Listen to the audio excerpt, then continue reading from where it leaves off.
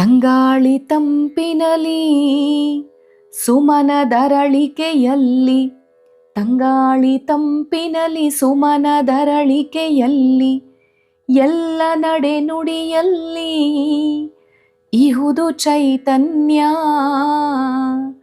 ಎಲ್ಲ ನಡೆ ನುಡಿಯಲ್ಲಿ ಇಹುದು ಚೈತನ್ಯ.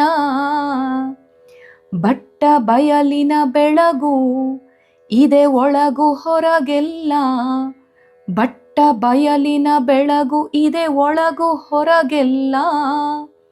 ಅವನಿರವು ಪರಿಪೂರ್ಣ ಮುದ್ದು ರಾಮ, ಅವನಿರವು ಪರಿಪೂರ್ಣ ಮುದ್ದು ರಾಮ.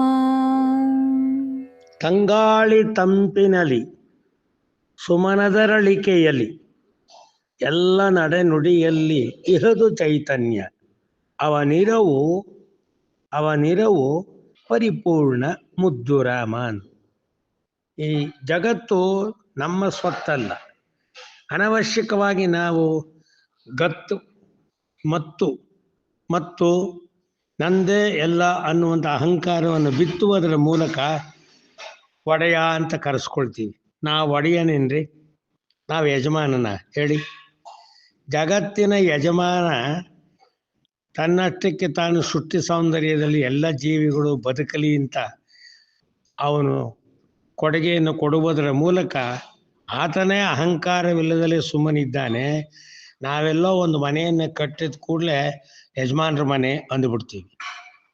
ಎಷ್ಟರ ಮಟ್ಟಿಗೆ ನಮ್ಮ ಅಹಂಕಾರ ಮಾತಾಡಿಸುತ್ತೆ ನೋಡಿ. ಆ ಮನೆಯ ಯಜಮಾನನು ಕೂಡ ಯಾರಪ್ಪ ಅಂದರೆ ಅದನ್ನು ಅನುಗ್ರಹಿಸಿದ ನಿಗೂಢವಾದಲ್ಲಿ ಕುಳಿತಿರ್ತಕ್ಕಂಥವನಲ್ವ. ಆದ್ದರಿಂದ ನಮ್ಮದು ಅಂತಕ್ಕಂಥದ್ದು ಏನೂ ಇಲ್ಲ ಸ್ವಾಮಿ, ಸುಮ್ಮನೆ ಅದು ಅಹಂಕಾರದ ಮಾತು. ಅಹಮಿನಲ್ಲಿ ಗರ್ವವಿದೆ, ಅಭಿಮತದ ಸಿಹಿ ಇಲ್ಲ. ಇರೋವರೆಗೂ ಬಡ್ಕೊಳ್ತೀವಿ ಅಷ್ಟೇ. ಅದಕ್ಕೇನೆ ಸಂಸ್ಕೃತದಲ್ಲಿ ಒಂದು ಮಾತಿದೆ, ಯಾವುದು ಜಗತ್ತು ನಿಂದಲ್ಲಪ್ಪ, ಯಾವ ಸೊತ್ತು ನಿಂದಲ್ಲ.